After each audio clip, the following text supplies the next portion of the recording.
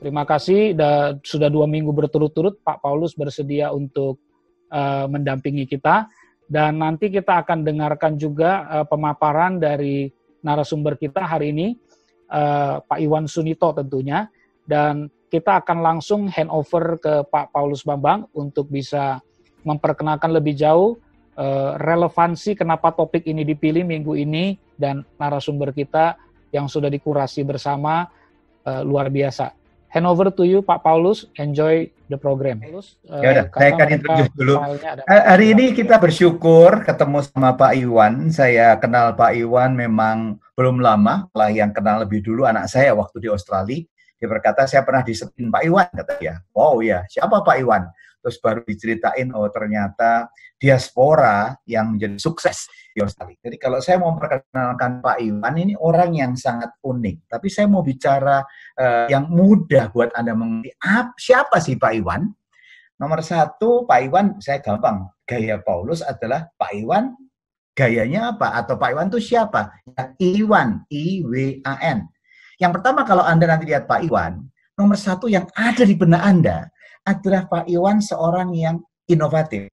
Jelas sekali dia sangat inovatif, kaya sekali dengan ide. Jadi apapun yang dia lakukan, kalau Anda melihat karya-karyanya tidak sekedar mengerjakan sesuatu for the sake of money, tapi benar-benar karyanya itu inovasi. Jadi kenapa Crown Group bisa berkembang luar biasa? Bukan karena sekedar developers. Ya di Indonesia juga banyak sekedar developers, dia besar, tapi orang tidak tahu siapa Crown Group dan siapa. Tapi karya-karya Crown Group adalah yang luar biasa, menjadi sesuatu benchmark dan others try to emulate. Makanya dibilang nomor satu Pak Iwan itu seorang yang inovatif. Ya, nanti kita lihat kenapa kok inovatif. Karena justru dari masa kecilnya kita lihat Pak Iwan adalah bukan orang yang kita bayangkan Pak Iwan sekarang. Nanti kita akan lihat kenapa bisa inovatif. Karena dia mengalami struggle in life yang luar biasa. Yang kedua Pak Iwan, itu seorang apa buat saya? Pak Iwan adalah wanderers. Pengembara dia.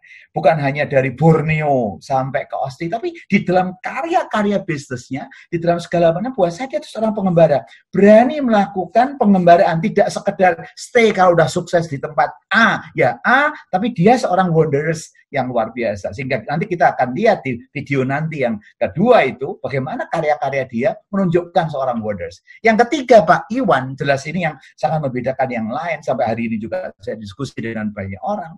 Dia tuh seorang attention to detail. Jadi untuk acara ini, saudara, dia mempersiapkan kantornya dengan baik, event kostum, event apa dia persiapkan demikian detail. Sampai saya bilang sama istri saya, waduh Pak Iwan luar biasa nih. Sampai hari ini tanya segala macam. Saya nggak pernah siap-siap aja. Yang penting substance, tapi detail sekali Pak Iwan mempersiapkan yang terbaik untuk Anda. Jadi bayangkan seorang Iwan Sunito yang seperti itu punya waktu nyiapin segala sesuatu yang detail untuk Anda. Kita mengucapkan syukur dari attention to detail. Sampai saya duduknya gimana, berat gimana, nanti seperti apa, Pak Iwan perhatikan. Yang keempat adalah, yang keempat ini yang menarik. Setelah I adalah innovation, yang kedua wanderers, yang ketiga attention to detail, yang keempat yang saya ngerasain sendiri, yaitu dia seorang yang no nonsense. Apa artinya no nonsense? Dia kalau yakin itu apa satu project, sesuatu yang bagus menurut saya, dia jalan. Pernah kita diskusi, dia pengen ngadain project di A dan B, 2 site. Saya bilang yang site kedua, saya juga udah ke sana, saya bilang, enggak, kalau di Jakarta ini nggak bisa lah. Saya evaluasi dengan segala macam, saya nggak ahli properti, tapi saya baru memimpin Astra Property, saya bilang enggak. Pak Iwan bilang, enggak, saya bisa bikin sesuatu yang selam jadi luar biasa. Dan waktu dia tunjukkan gambarnya, saya bilang, wow, memang dia seorang no nonsense. Jadi kita bersyukur hari ini ketemu dengan seorang Iwan Sunito, dan saya yakin Anda selesai ini akan merasa Anda something, karena ada yang merasa nggak punya modal, ada yang merasa orang biasa aja, ada yang merasa orang yang tidak yang jadi genius, tapi Anda melihat bahwa orang yang biasa, orang yang bukan dari keluarga kaya, orang yang in the middle of nowhere bisa menjadi seorang. Karena apa rahasianya? Mari kita lihat. Nah itu adalah introduction saya. Sekarang videonya udah jalan? Move on Pak, move on. Oke, belum. Oke, sekarang saya akan tanya dulu Pak Iwan. Ini ada Pak Iwan. Nomor satu pertanyaan yang sederhana, sebenarnya video itu cukup bagus, adalah banyak yang tidak bisa membayangkan seorang Iwan Sunito pada masa kecilnya. Apa yang Pak bisa gambarkan kondisi keluarga, rumah, serta lingkungan Pak Iwan, supaya memberi perspektif kepada semua yang hadir, siapa Iwan Sunito dulu waktu masa kecil. Silakan Pak Iwan. Halo Pak Paulus. Ya, silakan. Apa kabar? Ya, apa kabar? Baik Pak Iwan. Puji Tuhan. Sudah lama nggak ketemu nih, tapi ya sering ngobrol-ngobrol dan sering bertemu di dunia maya. Iya, dan saya belajar banyak dari no-nonsense Bapak itu. I want to learn more. Ya, yang indah ya waktu kita bikin With Algorithm Conference di Bali, sampai 8 jam session, orang datang dari pagi sampai sore sama Pak Paulus. That was the best session yang kita gantian, dan sparring partner yang sangat-sangat luar biasa. That was the best, karena Pak Paulus, you're very good. Bisa nyanyi, bisa guyonan, bisa, wow, you are just incredible gitu. And, itu pegawai, Pak. Sangat pengen kita kerjakan session bersama-sama lagi, cuma nggak kesampaian gitu ya, karena waktu kita untuk nggak cocok atau sekarang, tapi sekarang bisa ketemu lagi di KBC Kingdom Builders Conference ini. That's amazing. Ya, sedikit saya essentially adalah orang yang lahir di Surabaya dari Pangkalan, dan orang yang setiap tahun hampir nggak naik kelas gitu ya, sampai nggak naik kelas di tingkat di high school, di kelas SMA 2, setelah itu nggak naik kelas, tabrakan di Bali, setelah itu pindah ke Australia, setelah itu baru dari situ mulai ada perubahan dan mulai berbisnis di Australia dari 1994 sampai sekarang di Sydney, dan bisnis kita by the grace of God, kita udah ngerjakan conference di Sydney, di Melbourne, di Brisbane, dan juga kita di Los Angeles, dan juga kita mulai masuk untuk ke Indonesia. Secara ringkasnya begitulah Pak Paulus. Ya, itu kan end story. Saya mau cerita mulai dari from the beginning, Pak. Waktu Bapak masih kecil, karena ternyata dari survei, banyak orang sukses itu mesti dicari balik dari waktu-waktu masih kecil. Bapak di dalam video dibilang waktu Bapak masih kecil daerahnya sederhana, dan Bapak juga malah bilang Coca-Cola saja sesuatu yang luxury. Can you tell us your big background, supaya semua yang 1.000 orang yang sekarang hadir tahu bahwa you are bukan orang yang orang yang even di bawah biasa in terms of ekonomi. Mungkin itu yang sangat penting buat kita, Pak. Ya, waktu di Pangkalan Bun rumah kita tuh di atas air, Pak. Jadi di kayak tongkat gitu ya, kayak kolom itu yang dari kayu ulin gitu, rumah kita kadang-kadang di atas air dan kadang-kadang juga di bawah air gitu. Sangat basic sekali rumah kita, karena waktu zaman dulu, waktu saya lagi besarkan juga nggak ada listrik gitu. Listrik masuk mungkin kira-kira waktu umur 5 tahun gitu. Tapi it was the best memory of my life.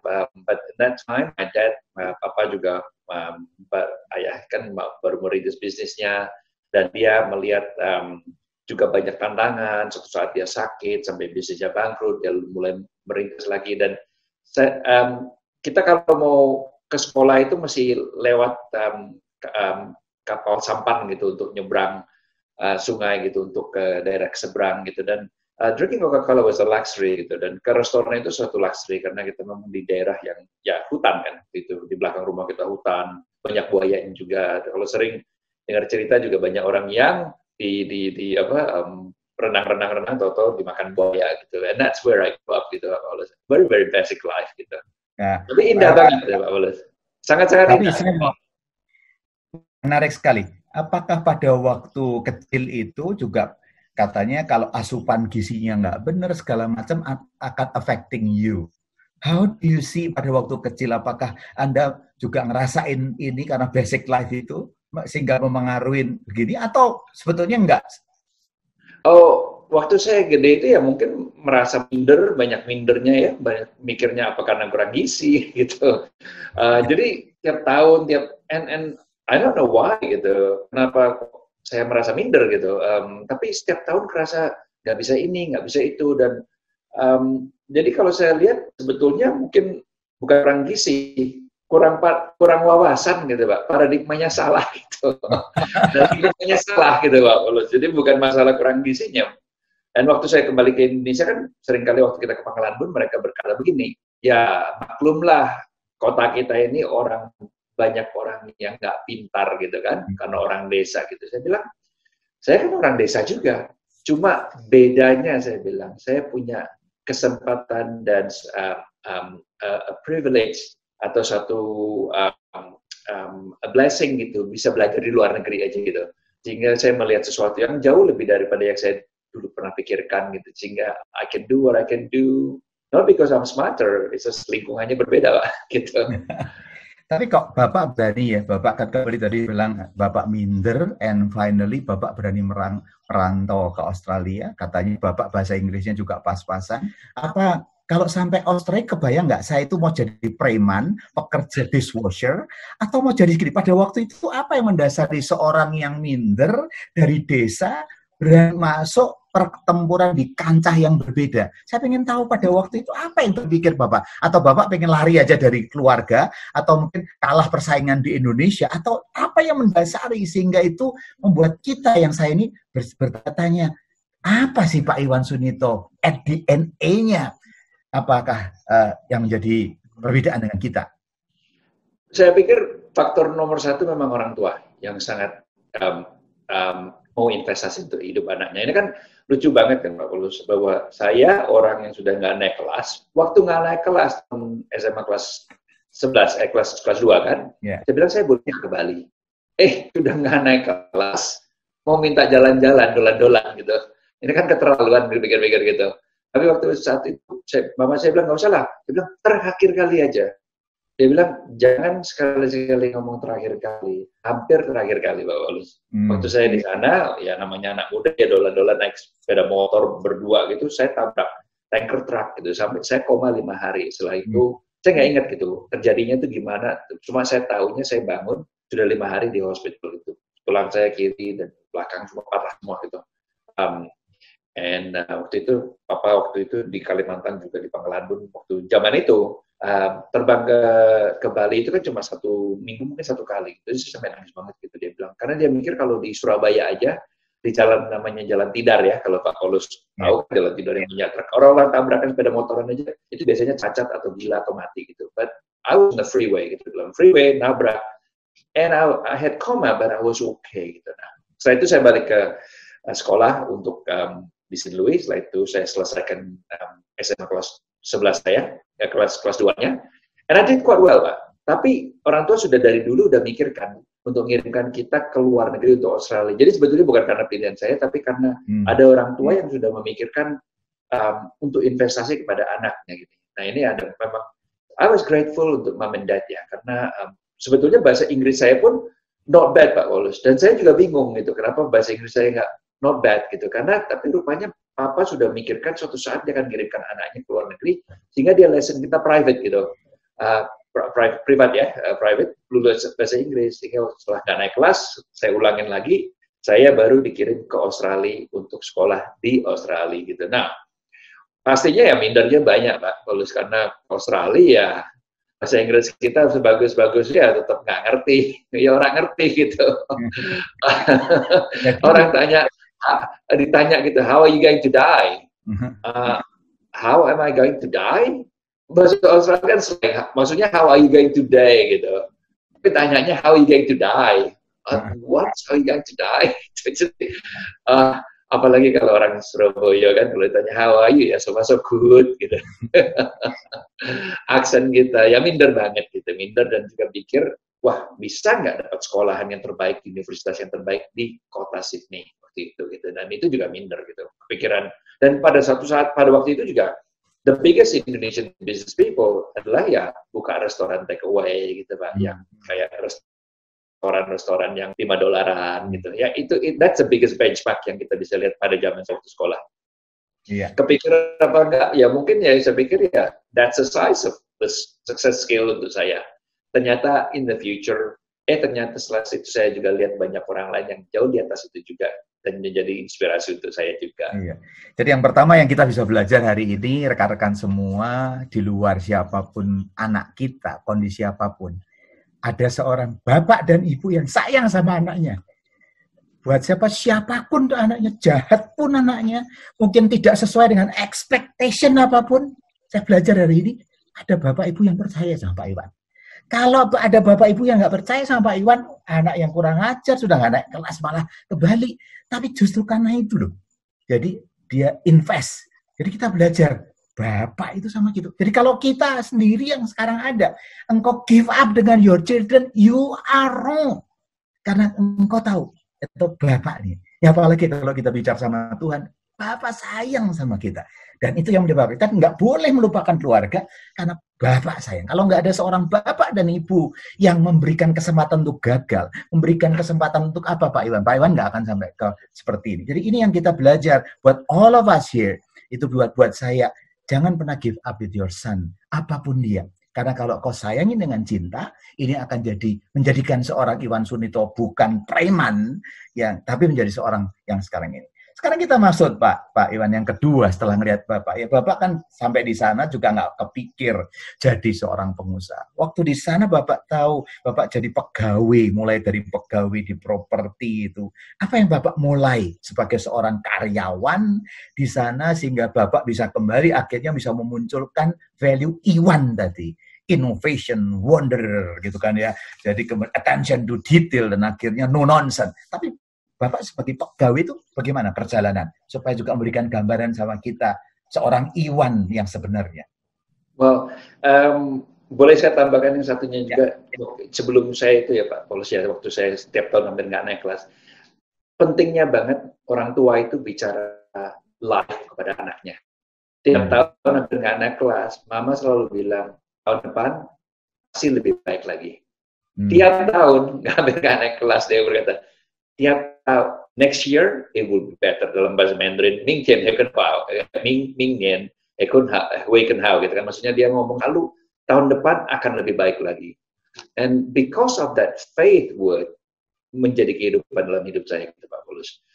Nah, apa yang membuat saya punya aspirasi untuk running my own business gitu ya. Nah, yang paling satu dulu sebelum saya cerita itu Pak Paulus, bahwa tidak ada beda derajat untuk orang yang running their own business atau menjadi entrepreneur, businessman dengan orang yang kerja dengan perusahaan yang lain gitu. Karena kalau orang itu kerjanya sama Microsoft Computer ya sebagai CEO-nya ya mungkin dia income-nya jauh lebih banyak daripada orang yang running bisnis rata-rata gitu Pak ya.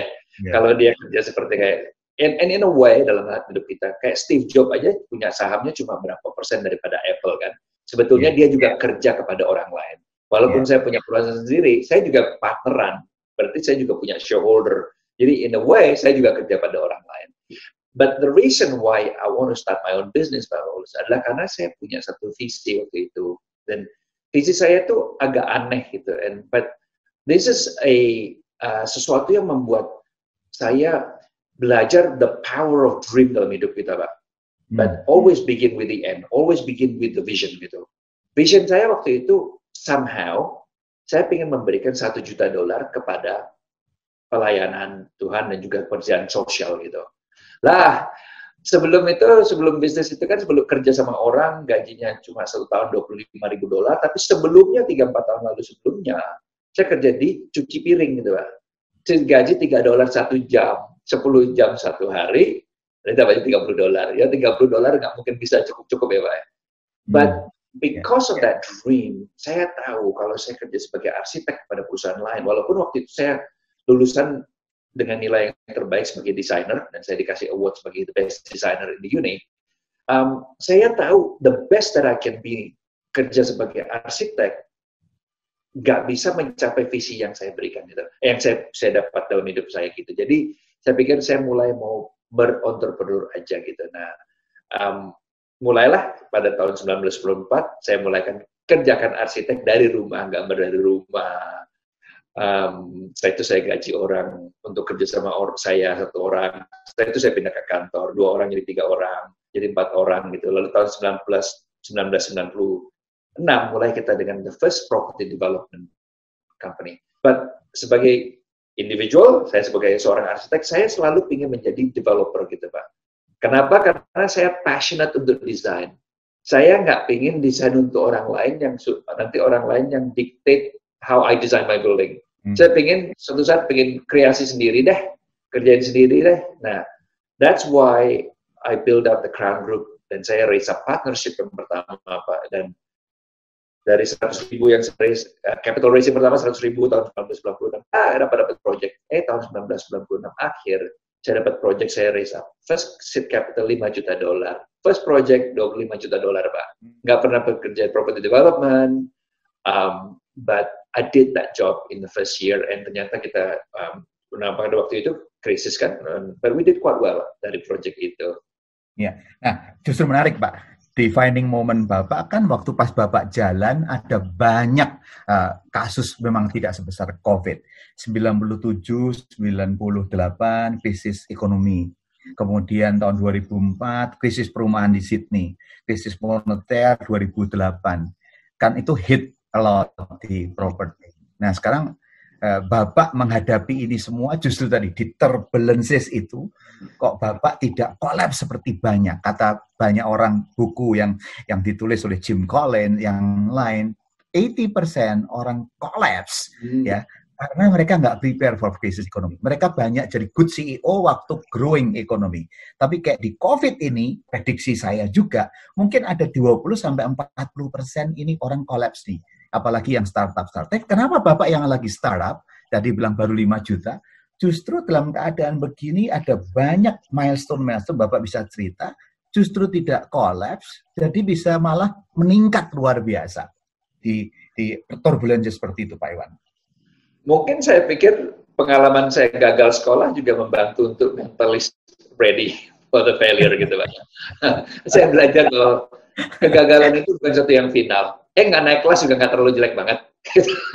Tapi kalau dilihat tadi sebetulnya naik kelasnya bukan Bapak bodoh, tapi Bapak nakal kali. Buktinya di Australia bisa jadi juara. Artinya kan DNA Bapak sebetulnya mampu. Cuman memang agak kecilnya agak jadi nekat begitu kali ya.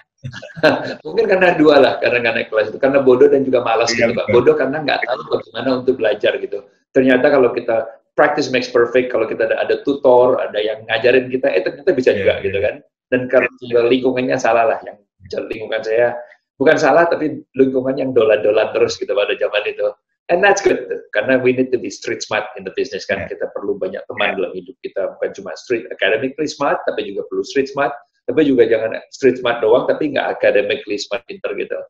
Nah, look, 1997 waktu saya mulai bisnis property development itu di project pertama di Bondi. Sebetulnya buku saya harusnya bukan From Borneo to Bloomberg, harusnya From Borneo to Bondi. Right, I did it. Nah, yang bondo nekat sebetulnya Pak, bondo nekat dan juga passion gitu. Sebetulnya nggak punya pengalaman, tapi pada saat itu saya kumpulkan partner saya, kebetulan skillnya complement one another Pak, tidak compete with one another. Jadi saya arsitek, satunya partner builder, satunya real estate agent. Design, bangun, jualan. Jadi partnership-nya komplit banget, dan saya pada waktu itu kan shareholder yang paling kecil, Pak. Dan partner saya itu sudah 10 tahun di atas saya semua. Tapi saya somehow dipakai untuk saya bisa kumpulkan teman-teman ini kerjakan gitu. Nah, 1997 waktu kita mulai krisis moneter Asia, wow, itu scary banget Pak. Tapi ternyata kita kadang-kadang dalam hidup ini harus berani untuk melangkah gitu. To take this type of faith, karena kalau nggak pernah melangkah itu, yang didengerin cuma yang jelek-jeleknya aja kan. Ternyata waktu 1997, orang Hong Kong pada pindah dari Hong Kong ke Australia karena China mau take over Hong Kong. Properti harganya naiknya luar biasa Pak Paulus. Nah, proyek pertama, saya hitungannya salah. Salahnya saya pikir konstruksinya X dollar, ternyata naik 40%. Tapi karena harganya naik,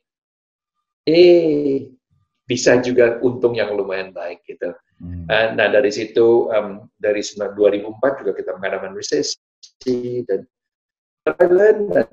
dari pelajaran hidup ini bahwa kegagalan itu bukan sesuatu yang jelek gitu. Dan kadang-kadang kita perlu untuk just tough it up, atau ya nekat dan tabahin, dan saya juga belajar juga Pak Paulus, fokus untuk mengerjakan yang kita memang bisa gitu. Nah ini yang paling susah kadang-kadang di mana-mana ya, orang itu mengerjakan proyek atau bisnis yang tidak dia tekunin bertahun-tahun. Begitu kena krisis, langsung pindah kerjaan yang lain. Jadi dia tidak mempunyai skill yang sudah dibangun bertahun-tahun. Nah, 2004 waktu itu resesi di residential resesi di New South Wales, Pak. Partner saya udah bilang, jual aja semua aset kita pindah kerjaan lain. Saya bilang, Saya bisa kerja apa? Yang saya bisa kerja cuma property development dan design. Gimana kalau kita buka restoran? Aduh, buka restoran. Bali, Pak Robi Johan yang kasihkan saya buku The Blue Ocean Strategy. Ngajarkan bagaimana kita bisa create our own design, produk, ya, sehingga kompetitor kita tidak kompetisi dengan produk yang lain gitu. Saya mikirkan, lah gimana kalau saya bikin Bali di kota Sydney deh, resort gitu. Saya adaptasi konsep urban resort. Ternyata proyek yang tidak jalan itu, jadi populer, Pak. 3 years later, 3 tahun lagi setelah itu, saya double up the profit dari proyek yang saya pikir sudah pasti gagal. Ternyata kita tekunin, kita cari jalan, kita lakukan, and at the end, proyek itu jadi malah lebih naik tinggi gitu. Wah. Profit. Jadi menarik ya, ada 3 hal yang hari ini kita belajar dulu sebelum ini. Saya sebagai seorang penulis suka dengan poin-poin yang pertama dukungan keluarga. Sekarang yang kedua saya belajar bahwa kegagalan itu jangan dianggap sesuatu yang akan mematikan kita. Justru kegagalan nggak boleh kita give up. Nah banyak orang Pak Iwan, unfortunately, baru nyoba 1, 2, 3 sudah menyerah seperti pindah jalur, pindah gampang. Karena ngelihat orang lain sukses di bidang A. Dulu ada pengusaha yang bagus di bidang A, waktu saya di mining, tiba-tiba mining bagus, dia convert semua ke mining. Mining jebol, dia convert semua ke sini. Jadi terus yang ngikutin tren. Nah pertanyaan saya sekarang, kenapa Pak Iwan nggak ngikutin tren dan stick dan you believe bahwa saya itu fokusnya di properti dan you seakan-akan mau die untuk your competence, your talent itu. Apa nggak pernah ada grogi Bapak mau pindah atau memang itu karena Bapak nekat? Enggak lah, memang ini yang saya mau lakukan, mati hidup ya properti ini dengan ini. Ya, good question Pak Wallace. Sebetulnya ya pernah juga keluar jalur. Setiap kali keluar jalur yang kelihatannya sangat bagus dan sangat luar biasa, ternyata buntut-buntutnya rugi. Pengalamannya dari situ saya belajar apa? Ya belajar dari Papa juga ada. Warren Buffett berkata begini, resiko adalah mengerjakan sesuatu yang kita tidak mengerti. Ya sesuatu yang kita tidak mengerti bagaimana proyek itu jadi bagus, kita cuma dengar aja gitu, wah mining lagi bagus, semua pada masuk mining. Ternyata tidak tahu bahwa license-nya perlunya mahal, eksplorasinya mahal. Saya itu harus tahu dibohongin orang, kadar daripada miningnya, kontennya segala. Nah, dari pengalaman itu dan juga pengalaman dan melihat banyak sekali orang yang sudah bagus di satu bidang, dia pikir dia bisa ngerjakan yang lain karena merasa Superman kan. Yeah. And I did that too, Pak. Dari bisnis properti mulai ditawarin orang pada waktu itu lagi booming clone komputer. Wah, dia bilang bisa untung sekian, kita masuk. Kita investasi juga ikut-ikutan $100,000 ya enggak? Ya lumayan banyak kan pada saat itu. Masuk $100,000. Dia bilang 1 tahun bisa untung $1 juta. 1 tahun semua modalnya habis. Saya diajak lagi bisnis restoran. Pasti bagus ini 3 tahun balik modal. Ikut juga karena nggak ngerti. Dia ngomong apa juga kita nggak ngerti. Akhirnya sekarang saya I don't get tempted to do things yang saya nggak ngerti, Pak. Jadi saya mau kerjakan yang saya ngerti aja. Dan penting banget ya, maksudnya Pak Paulus, bahwa skill itu kan ada satu buku yang namanya The Talent Code by Daniel Coyle, yang berkata bahwa talent is not born, but it's grown. Talenta itu tidak dilahirkan, tapi bertumbuh dalam hidup kita. Gak ada orang yang dilahirkan dan tahu-tahu bisa main badminton begitu kan. Yeah. Perlu dilatih, dan begitu dia latih bertahun-tahun seperti bukunya Outliers by Malcolm Gladwell yang berkata perlu 10.000 jam terbang itu, yaitu yang 10 tahun itu. Orang baru skillnya itu menjadi jiwa dan raganya dan roh spiritnya dan mindnya dan fisiknya menjadi satu. Sehingga dia bisa mengerti bagaimana proyek ini bisa untung atau tidak untung. Yang mungkin Malcolm Gladwell juga tulis buku The Art of the Blink. Know when you don't know what you know, but you know what you know it gitu. Nah, contohnya sekarang ini kalau saya ngitung project itu cuma perlu 1 menit gitu, Pak. How do I know it's gonna work? 1 minute, instinct. Udah gini lihat, ini bisa work. Nah, jadi itu perlu tahunan, Pak. Orang lain lihat project nggak bisa untung, kita lihat, oh ini bisa untung. Kita kerja banyak sekali take over project orang lain yang dia nggak bisa untung, Pak. Kita pegang jadi untung gitu. Karena kita udah bertahun-tahun kerjakannya di situ. Nah, dari arsitek kan, Pak. Arsitek itu saya sekolah arsitektur pun juga saya sudah mengerjakan rumah-rumah orang. Kamar mandi sendiri, kitchennya orang lain, pagarnya orang, dapurnya orang. All of these things adalah skill yang saya bangun bertahun-tahun. Dan setiap kali saya keluar dari jalur, yang skill saya yang nggak itu, yang nggak punya, saya selalu kalah atau rugi. Yang kita sudah bisa pun masih sering salah. Dan kalau kita lihat juga Pak Paulus, kalau kita nggak tekunkan dengan satu, seperti kata Peter Drucker yang berkata, innovate or die. Ya berarti kalau kita tidak inovasi cepat, Pak, kita akan ketinggalan gitu. Dalam hal bisnis ini, kalau kita tidak berinovasi, mengalahkan produk yang kita sudah bagus, it's only a matter of time orang yang lain akan take over kita. Jadi kita perlu terus berkembang. Kalau kita bikin restoran, kita juga terus perkembangan restorannya, masakan yang bagus, menu yang bagus, client relationship, dan itu juga kepercayaan orang juga nggak overnight kan Pak ya. Satu klien, dari satu klien dapat 2 klien dan 3 klien. Tapi kalau gini kita tidak jaga, hilanglah. Nah, the story of Crown, sehingga kita bisa launching Pak. Launching 1 hari bisa jual 3,8 triliun itu bukan karena overnight Pak. Tapi itu karena dibangun bertahun-tahun dan orang beli, temannya beli, teman-temannya lagi beli, over time mereka bilang, oh saya percaya dengan produknya.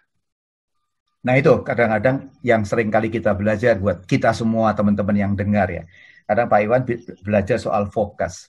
Fokus itu create competence. Dari competence ini benar-benar akan jadi expertise. Jadi sekarang tidur pun Pak Iwan 1 menit bisa. Karena kembali dari competence, kalau akan create experience dan expertise akhirnya jadi God. Ini yang kadang-kadang orang nggak sabar, Pak. Nah, mungkin salah satu kelemahan banyak orang adalah melihat orang lain sukses di sana-sini. Well, sebetulnya kalau kita in depth tadi, bisa jalan yang seperti Pak Iwan bilang ya. Ya, menarik sebelum kita lanjutkan, saya ingin putarkan justru video yang tadi Pak Iwan bilang, bagaimana karya-karya Crown, supaya semua pemirsa bisa tahu bahwa ini bukan sekedar developers biasa, tapi tadi, supaya menunjukkan karya-karya Crown adalah seorang yang inovatif, wanderer, attention to detail, dan juga adalah seorang yang no-nonsense. Mari kita lihat, Tom, video tadi, Tom.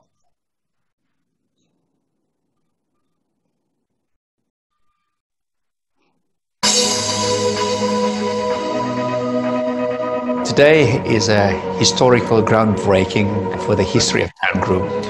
It is a culmination of years of building better buildings and not focus.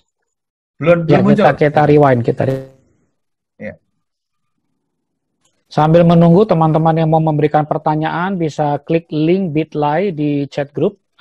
Sudah masuk hampir 30 pertanyaan Pak Paulus, ada 30 sampai 40.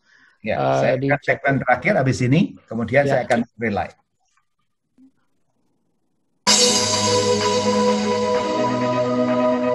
Today is a historical groundbreaking for the history of Crown Group. It is a culmination of years of building better buildings and not focusing on just growth, but focusing on building the most beautiful building that the world has ever seen. Infinity by Crown is something that you will never ever see again. You've seen so many people coming in, hundreds and hundreds of people coming in. Looking at this crowd is really exciting and very happy to see because we put so much passion in the design. This was going beyond pushing the boundary, coming outside the box and trying to find sort of like a new architectural language for the city of Sydney. So in Infinity by Crown Group, we have swimming pool under this canopy. We have the music room, and we have this public piazza where people can congregate and where the public and the private meets together. It's not something you see every day. I just got off the plane. I never thought I'd ever expect to sign something today, but I have. After I seen those people lining up, I just made my choice. I'm gonna get something today. Actually, it's my 3rd time buying from Crown Group. I bought one in Top Right, one in Clarence Street, and this one. And I buy from Crown exclusively because I know they're gonna build beautiful buildings. It's pretty much 75% gone already, and we're like halfway through the day. The whole international world are watching Sydney right now. Infinity by Crown Group, we believe, will be a legacy for decades to come.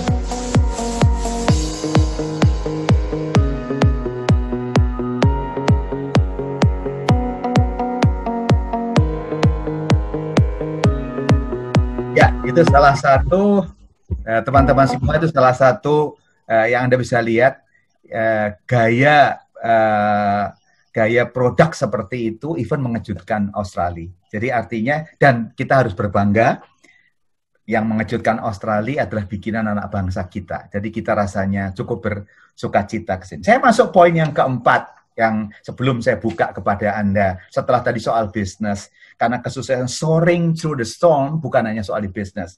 Pak Iwan, ada paradigma seorang suami sukses, itu di bisnis, selalu didampingi istri yang sukses. Bagaimana Bapak melihat dukungan keluarga, istri, dan anak-anak untuk mendukung Bapak sukses hari ini? Good question ya Pak ya. I think I was blessed karena waktu kita merintis bisnis itu, financially very difficult gitu Pak. Pertama gitu, 5 tahun pertama kita bisa beli mobil aja sudah sesuatu luxury gitu. And to have a family dan istri yang supporting and dukung dan nggak pernah being critical dan allowing, memberikan kita room untuk to grow dengan kapasitas kita yang ada gitu. Nah, in the early day was hard gitu, dan tapi dukungan keluarga yang positif, yang encourage, yang speak life and believing in me that dan ya kalau ternyata kita tidak besar pun it's okay gitu, karena hidup kita kan kesuksesan orang tidak diukur dengan berapa yang dia punya kan. Karena kalau kita mengukur dari berapa yang kita punya, berarti kita nggak pernah ada sukses-sukses gitu Pak Paulus. Karena orang lain yang pasti punya uang lebih banyak daripada kita gitu. But no matter how much we have, somebody else gonna have more than we do. Nah itu yang menurut saya, it's one of the biggest thing that brings peace in the family. And I've been so lucky and so blessed to have a wife and a family yang supporting me till today Pak. Oke, ya kemudian kalau boleh Bapak share ya, pernah nggak sih seorang Iwan yang senyum, yang Anda kalau lihat kan pemirsa, dibandingkan video tadi, he is younger than the viewers, gitu. The olders.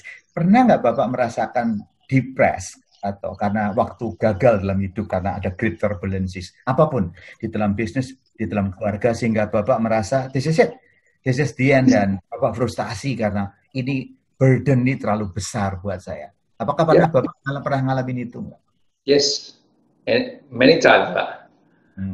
Banyak kali untuk itu. Dan misalnya contohnya tahun 2004 waktu kita mengalami resesi residential di New South Wales, it was quite depressive moment karena nggak tahu mau ngerjain apa lagi, what to do gitu Pak. Dan kita bangun pagi, bangun in the middle of the morning, misalnya jam 4 pagi, kita juga bingung, panik gitu. Dan biasanya kalau orang udah mulai dari takut jadi panik, dia nggak bisa ngerjain apa-apa gitu Pak.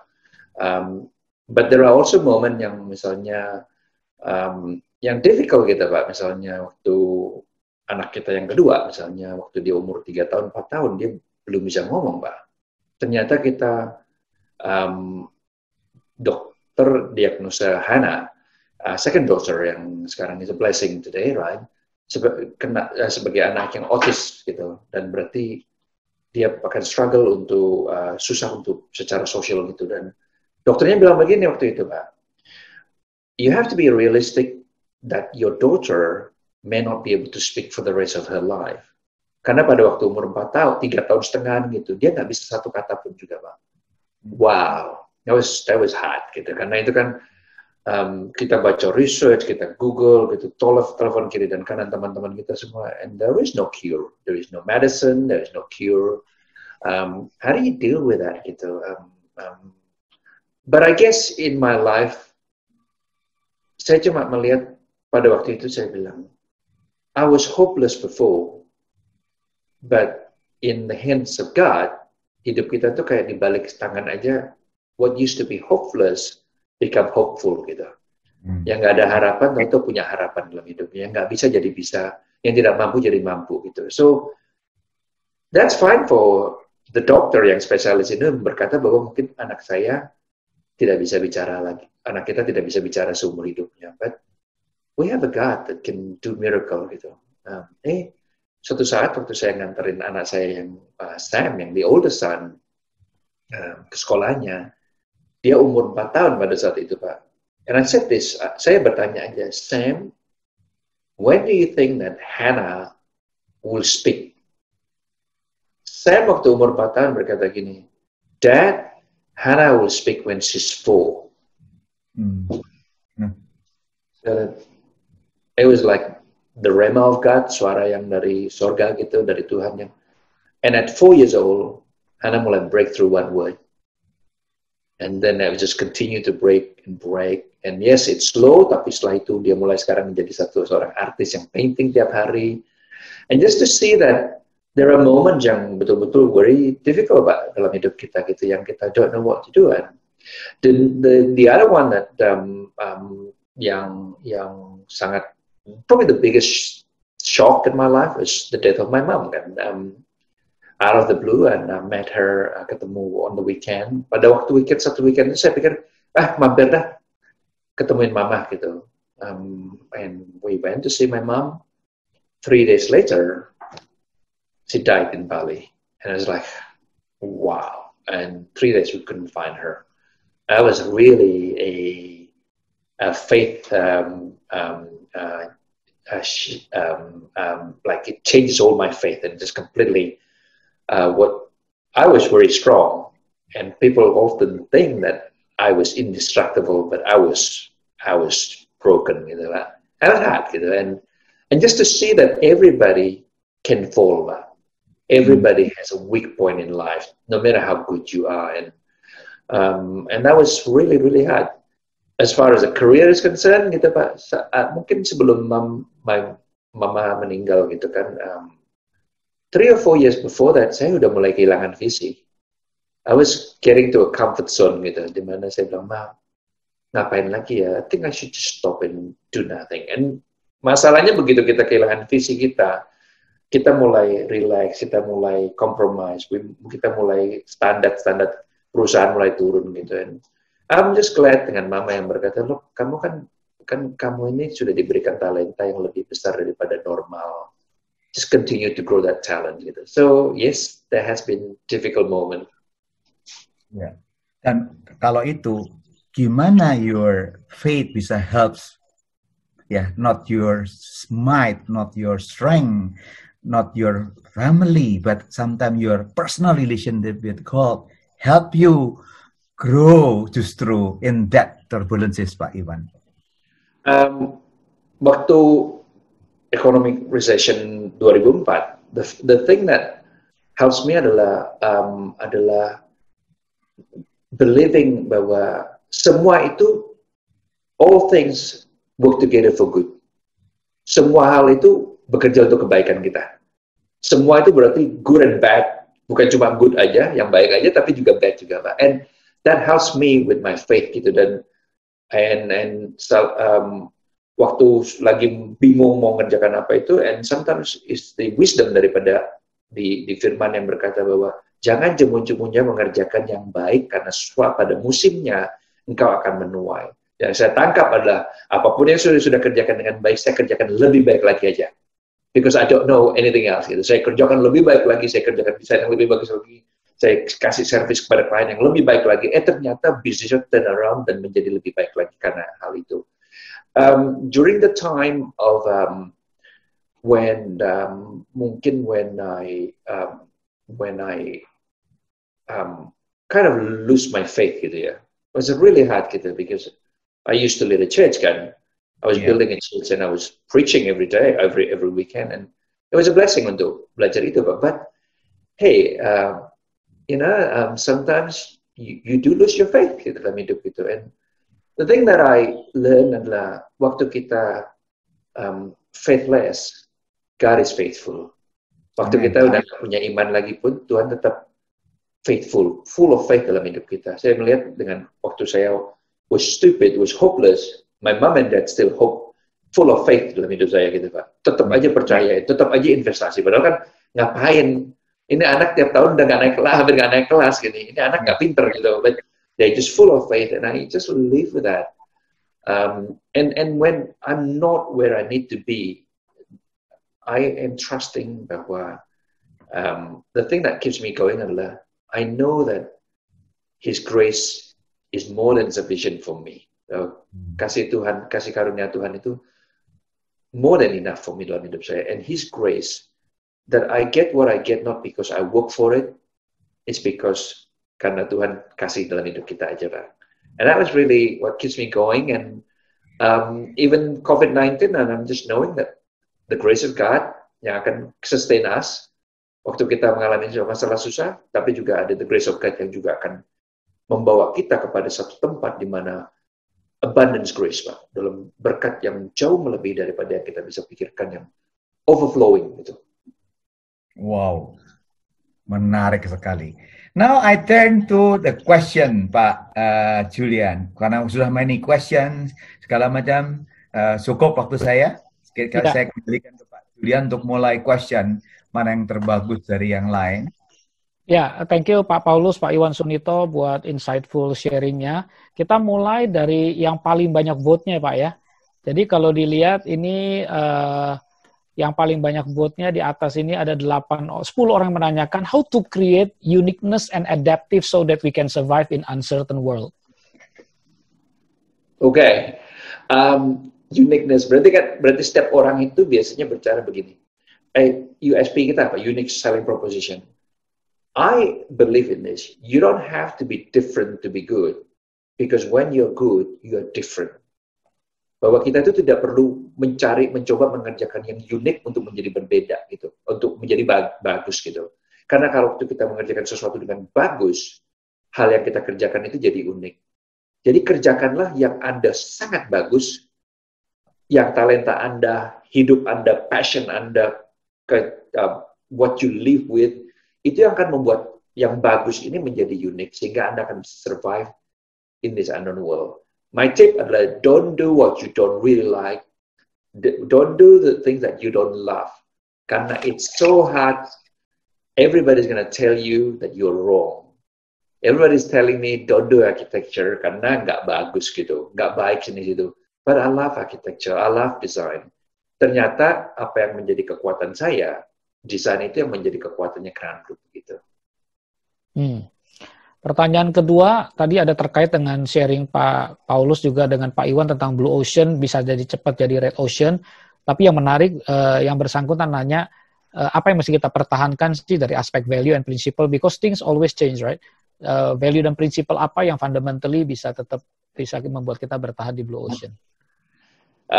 Setiap hidup ada musim ya, berarti ada akan musim semi, ada akan musim kita menuai, ada musim gugur gitu, dan juga akan musim kemarau. To me is do what you do really well. Pasti ada waktunya musimnya yang kayak sekarang ini mungkin musim kemarau yang susah banget gitu. Tapi kalau Anda keluar dari jalur bisnis Anda atau yang you love the most, misalnya seorang musician sekarang menjadi startup untuk komputer, it's not your skill. Jangan dengar-dengar semua mau jadi Gojek atau segala gitu. That's not your skill sometimes. Lebih baik stick dengan what you do well, karena pada suatu saat dan musimnya Anda akan menuai dengan apa yang Anda sangat baik. Hari ini kalau Anda jualan hand sanitizer, you doing well kan? Padahal zaman dulu nggak ada yang ngomong gitu. Kalau seandainya jualan tissue paper di Australia lagi booming, karena semua pada berebutan tissue paper. So what used to be considered sesuatu yang sangat-sangat tidak ada yang mikirkan gitu. Jadi stick to what you do well, and stick to it. Nanti akan melihat hasil dalam hidup Anda. Ya, thank you Pak Iwan. Apa yang menjadi titik balik U-turn dalam kehidupan Pak Iwan? Pertanyaannya ada dari kegagalan sekolah bisa jadi berprestasi. Mungkin ini kelompok-kelompok yang juga mereka pernah ngalamin nggak naik kelas juga nih Pak, tapi belum berprestasi, gimana nih Pak? I think untuk saya, waktu saya tabrakan di Bali itu, saya merasa bahwa seharusnya saya meninggal, seharusnya saya mungkin cacat gitu, tapi ternyata malah kok nggak apa-apa gitu. So I felt like there has to be something great for my life gitu, for the future. Nah, ini adalah awakening atau sesuatu kesadaran yang merubah segalanya gitu. Dari situ saya merasa bahwa, well, I will try my best gitu. Jadi bagi teman-teman yang mungkin masih bingung mau kerjakan apa, find your vision, find the things why you are where you are today, and turn things around gitu. Ya, ada pertanyaan di bawah yang memang nggak semua di voting Pak, tapi ada yang relevan. Sebagai contoh, ini ada pertanyaan, apa yang membuat Pak Iwan bisa terus bertahan dalam kondisi disruptif sekarang? Adakah gangguan yang berhubungan dengan integritas, apalagi sebagai developer Pak, karena very sensitive issue dengan relating with a lot of party, apalagi di Indonesia kalau Bapak misalnya mengerjakan hal tersebut. Silakan, Pak. Apa yang membuat saya tetap bertahan? Because I have no other choice. This is my life. This is what I do well, and I stick with it. Kalau soal burokrasi di mana-mana juga ada gitu ya. Ada pertanyaan satu Pak Julian yang menarik itu, bagaimana caranya mengembangkan dari 100.000 ke 25 juta itu? Ini ya.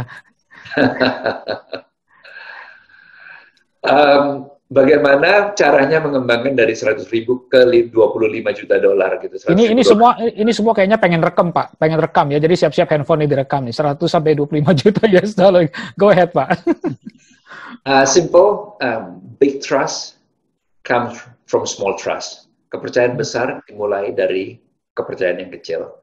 Kenapa orang-orang itu berani mempercayakan uang dengan begitu banyak? Karena waktu sebelumnya saya udah ngerjakan rumah mereka dan mereka happy, ngerjakan dapur mereka happy, kerjakan apa yang mereka kasihkan ke dalam hidup saya kerjakan yang terbaik sehingga mereka mulai percaya dan percaya. Setelah itu waktu suatu saat saya kumpulkan dana itu, mereka udah mulai, oke, kita invest bersama-sama deh. So big trust comes from small trust. Jadi apapun yang di tangan Anda, apapun yang dipercayakan dalam hidup Anda, kerjakan dengan sangat yang terbaik, because it will grow over time. Segala yang besar akan dimulai dengan sesuatu yang kecil. Ya. Pertanyaan berikut tentunya orang Iwan. Saatnya kita direct karena waktunya 17 menit lagi Pak Iwan udah midnight di Australia. Jadi kita mungkin fokus nanti on supaya orang interaksi menarik sekali karena banyak yang sudah raise hand. Jadi bisa langsung direct mungkin. Pak Yo, silakan kalau ada yang direct question yang sudah dipilih orang-orangnya. Untuk kita bisa berinteraksi, bisa di-unmute, dipilih, dan kemudian kita akan direct interaction dengan Pak Iwan. Pak Hari Bagio, itu seorang yang saya kenal bagus. Silakan dikasih kesempatan Pak Hari Bagio nih. Wah, udah raise hand tuh Pak Hari Bagio, masuk ya. Raise hand nih. Silakan Pak Hari Bagio. Terima kasih. Selamat malam Pak Iwan, selamat malam Pak Paulus. Saya betul-betul sangat terinspirasi. Jadi, apa yang ingin saya tanyakan adalah, nomor satu, itu tadi kan Bapak, dream yang awal itu kan $1 juta untuk donasi. Nah, setelah itu tercapai, bagaimana Bapak bisa mempunyai dream yang berikutnya? Kemudian, kalau melihat apa yang dikatakan Bapak tadi, Pak Iwan tadi, bahwa selalu yang terbaik, dan hanya itu yang bisa saya lakukan. Saya seperti terinspirasi dengan buku The One Thing. Apakah memang seperti itu, Pak? Mohon konfirmasi. Terima kasih, selamat malam. Now, waktu saya capai the dream of 1 million ya Pak ya, untuk to give away $1 million, I lost my dream setelah itu. And itu yang membuat saya mulai merasa the drive, the motivation untuk to wake up in the morning to fight, I lost that gitu. But one day, dream itu mulai di stretch jauh lagi daripada itu. And I'm working on that dream sekarang. When I did it, mungkin beberapa tahun lagi nanti saya akan kasih deklarasi kepada teman-teman bahwa I did it gitu. Tapi this dream is so much bigger. Itu yang membuat saya drive untuk company saya untuk go public karena for that dream gitu. Soal yang terbaik, The One Thing, I don't know that book ya Pak ya, The One Thing, yang tulis siapa gitu Pak, yang nulis buku itu, but I do believe in doing one thing. Saya ini boring banget gitu, kerjanya desain, arsitek, dan kerjanya cuma apartemen aja gitu. Sekarang mungkin kita mulai masuk hotel dan shopping center, tapi the biggest business for us is residential apartment dan di kota gitu. Jadi saya nggak kerjakan yang lain-lain gitu. Ini aja sudah pusing, tapi inilah yang menjadi kekuatan kita gitu. So now you cannot do. Orang kan berkata begini, work smart. Well, you have to work hard first before you can work smart, ya kan? Waktu bertahun-tahun bekerjakan, baru bisa menjadi smart. Karena the skill of design, color yang contohnya yang Infinity by Crown Group itu, desainnya sangat kompleks sekali. Bangun gedung seperti itu bisa jadi jelek. Tapi karena skill udah dibangun, tim kita udah siap untuk mengerjakan sesuatu yang sama level begitu, sehingga menjadi yang terbaik gitu. Mudah-mudahan menjawab pertanyaannya, Pak. Ya. Baik. Second question.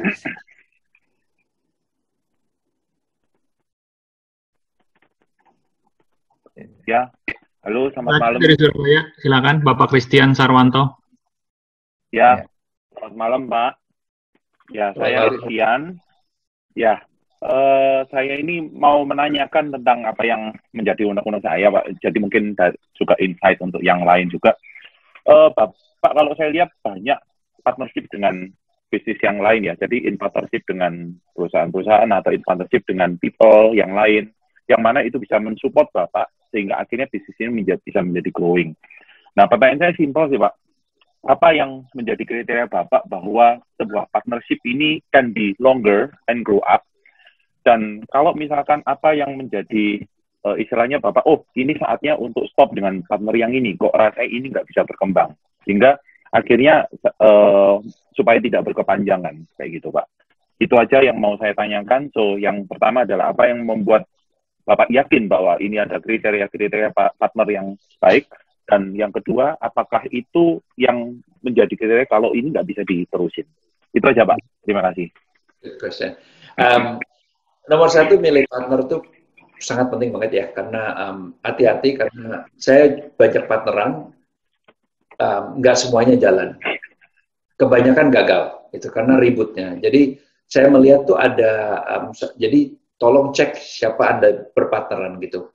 Yang saya langgeng, yaitu di Crown Group, yang selama 24 tahun ini, adalah teman-teman semua. Teman saudara saya, teman saya waktu di universitas, jadi DNA-nya sama. Nah, mencari partner itu sebetulnya cuma ada dua hal gitu menurut saya. Bahwa skill-nya harus completing, bukan competing with one another.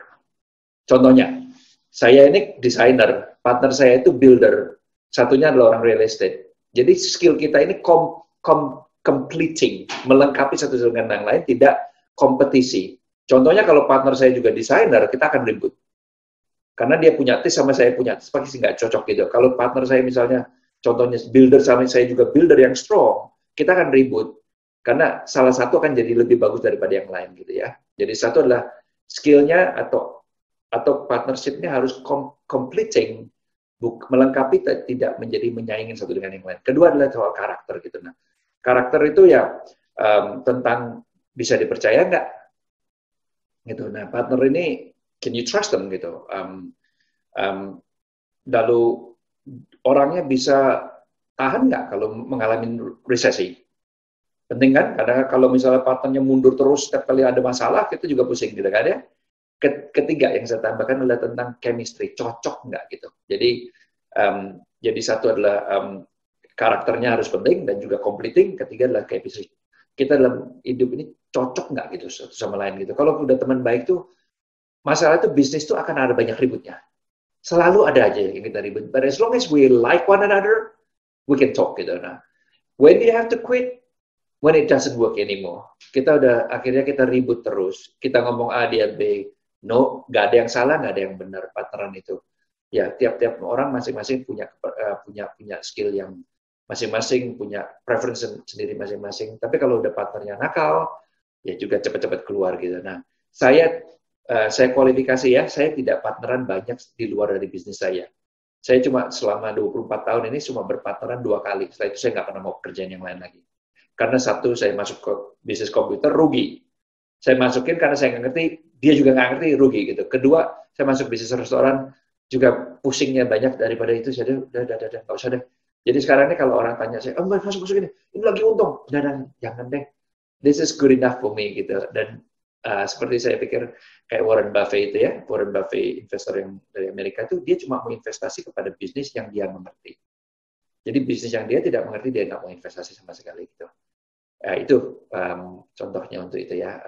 So now the Crown Group misalnya kita sekarang investasi dengan grup-grup besar, itu prosesnya mungkin 5 tahun gitu, baru dapat satu grup dari Jepang gitu.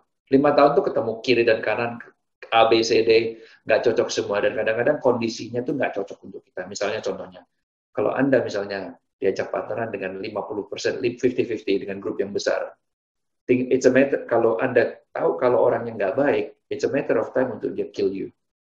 Di drag aja projectnya kan.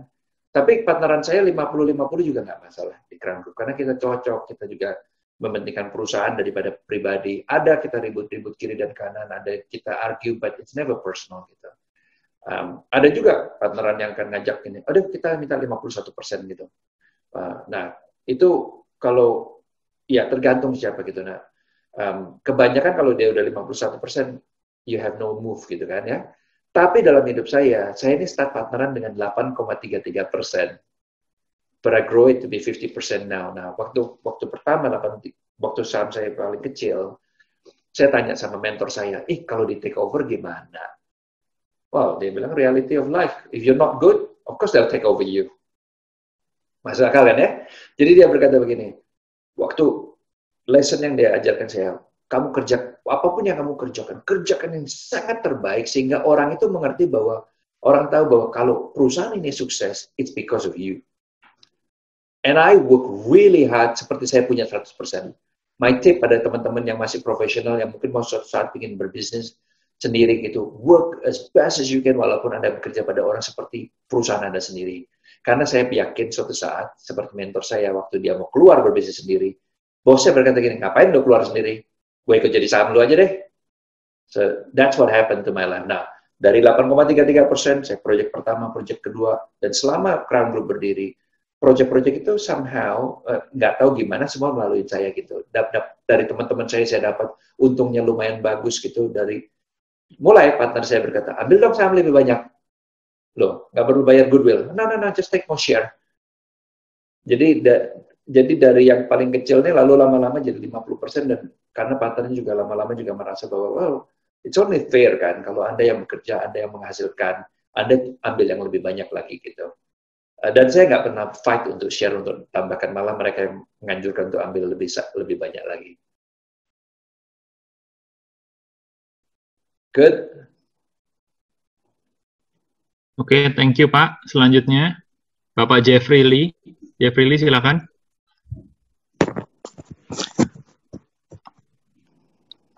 Malam Pak Iwan. Malam Pak Jeffrey. Ya, malam Pak. Saya mau tanya satu Pak, antara skill, luck, sama grace. Kalau bicara untuk Pak Iwan sendiri, prioritasnya bisa tahu nggak Pak? Ini skill atau hoki atau grace gitu ya? Ya, ya betul. There is no question dalam hidup saya bahwa seringkali kita gagal itu bukan karena kita tidak mau sukses, tapi karena kita tidak tahu. Ya, the Bible says that orang yang tahu kebenaran akan membuat dia bebas. Truth, the word. Orang yang know the truth, know is the word of knowledge. Berarti orang yang makin tahu lebih banyak, makin bebas. Seringkali dalam hidup saya banyak mentoring anak-anak muda yang 5 tahun pertama ya stuck aja. Dan begitu di mentoring, bang, langsung tuh kelihatan perubahan yang sangat dahsyat sekali. Dia pintar apa tidak? Ya pintar juga, cuma nggak tahu aja bagaimana caranya. So skill is important gitu. Kadang-kadang understanding the power of co-branding misalnya, belajar untuk berkumpul dengan orang-orang yang pintar sehingga kita mendapat skill. Karena kalau kita tidak tahu, kita akan lambat gitu. Remember this? Bukan yang besar mengalahkan yang kecil, tapi yang lambat, yang cepat mengalahkan yang lambat. Tidak punya sistem yang cepat. Sudah orang sekarang dunianya sudah dunia Instagram, dunianya yang lain-lain, Zoom, masih pakai Telegram. Well, it doesn't work gitu ya. Luck and grace, I do believe that in our life, kebanyakan dalam hidup kita itu karena grace saja. Contohnya gini, to me saya nggak bisa klaim bahwa apa yang saya capai hari ini karena saya punya skill. But there is no question bahwa I grow up and I do what I do really well ya. Tapi ada grace yang saya lihat yang tidak bisa di-deny atau tidak bisa disangkali. Contohnya, saya nggak naik kelas, tabrakan di Bali, itu kan musibah. Sudah gagal, tabrakan di Bali itu kan musibah. Ditaruh di kelas SMA kelas 2 dengan student-student yang terbaik, merubah lingkungan hidup saya. I didn't choose for it.